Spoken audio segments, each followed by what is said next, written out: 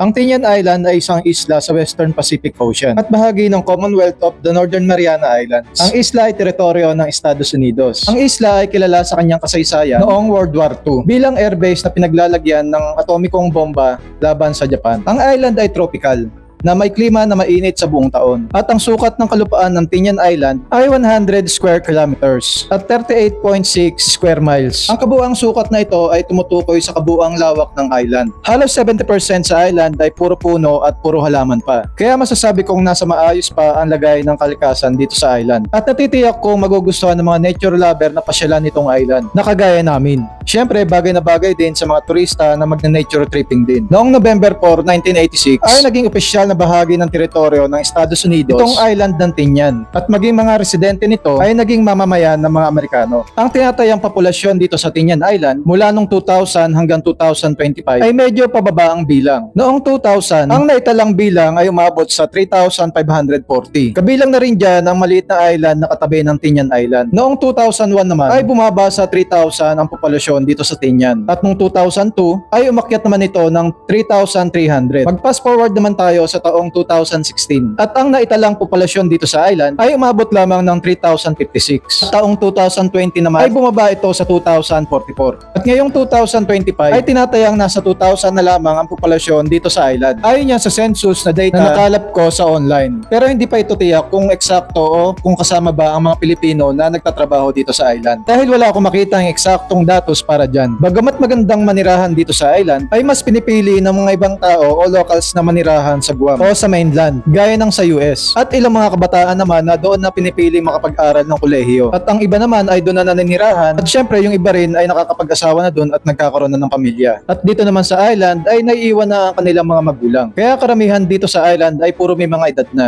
At wala ka nang masyadong makikita rito na kabataan. Maliban na lang sa mga elementary dito at high school. Dito sa island ay marami na rin mga Pinoy dito na naninirahan. Pero kung ako ang inyong tatanungin guys, sa totoo lang ay maganda naman dito manirahan. Very peaceful ang lugar at malayo ka sa maingay na lungsod. Pero mas pipiliin ko pa rin na umuwi dyan sa Pilipinas dahil mahal ko ang aking lupang sinilangan.